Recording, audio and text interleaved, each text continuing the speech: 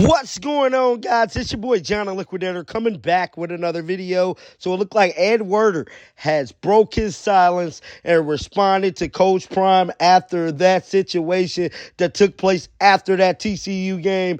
Guys, for this one here, we got to go to the Dan Patrick Show. Let's get it. Let's go.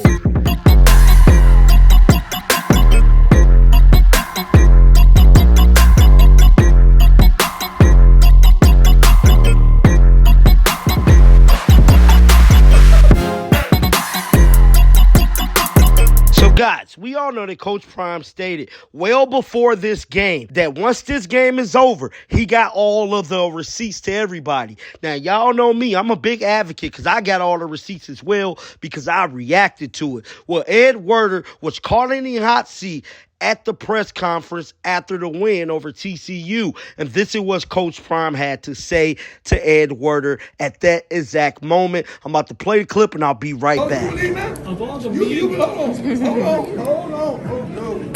you believe that?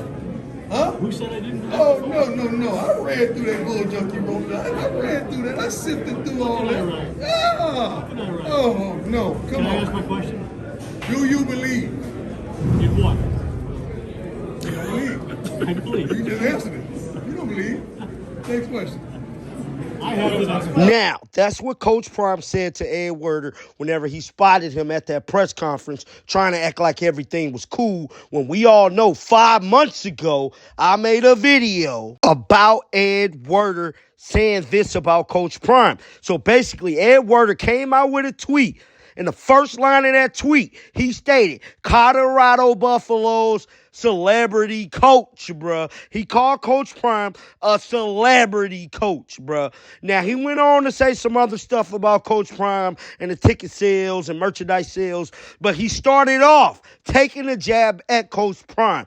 Now, he just recently went on the Dan Patrick Show, and this is what he had to say. He tried to act like he really didn't know, but I'm finna play y'all the clip right now. Time NFL reporter, 26 years with the mothership, based in Dallas, and he's covering college football with Deion Sanders over the weekend. Ed Werder joining us on the program. What happened? They didn't have enough reporters to go see Deion's debut, and you got to go? Well, I live 40 minutes away, and budgets being what they are, Dave. And they wanted to see what kind of range I had journalistically, whether I could cover college football and pro football, and I do know Deion. Maybe that was the reason we had a problem. I don't know.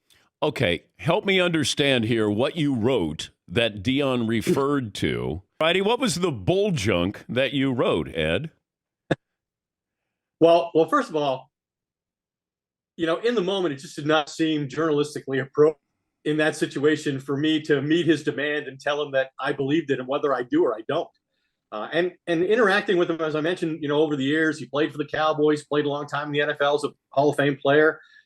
And interacting as often as we have, I can't imagine that he really expected that I was going to commit to either position in that circumstance because it was unprofessional to do so. Fortunately, he realized it wasn't going to happen, and eventually he moved on without taking my question because if he was intent on waiting, we'd still be there. But I don't really understand, why did it matter? Okay, y'all. I got to stop it right here.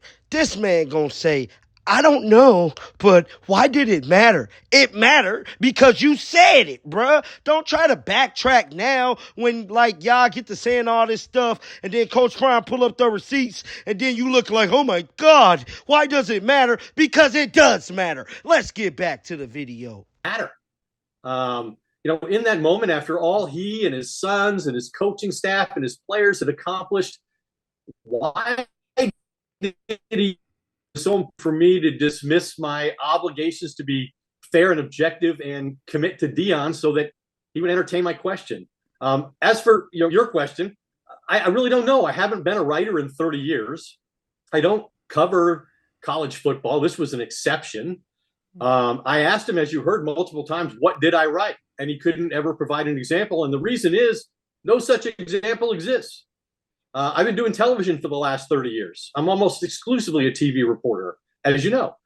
Now, I am active on social media, and some people have pointed to a Twitter post. Now, as you guys just heard in that clip there, that was Ed Werder explaining his situation that occurred with Coach Prime at that press conference right after the TCU game. Now, guys, this interview go way deep into some other stuff. Now, we all know Dan Patrick is not a fan of Coach Prime. I pulled up on him months ago, too, and he said some things, too, so I will be reacting to those things as well. But make a long story short about this whole situation, this is a prime example of these old school traditional reporters saying so much stuff and not remembering what they said. Now, guys, this situation happened 5 months ago.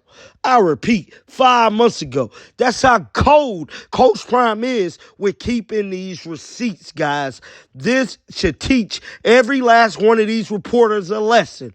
Watch what you say about Coach Prime, because it ain't just going to be him to pull up on you. It's a little guy called John the Liquidator that will shake you off in the nicest of fashions. Get down in the comment section. Let me know what you guys think about this. Keep them bells on, because you know I'm going to put it on blast. And until next time, shake the haters off. I'm out of here. Peace out. I don't know what I said. We ain't got tomorrow.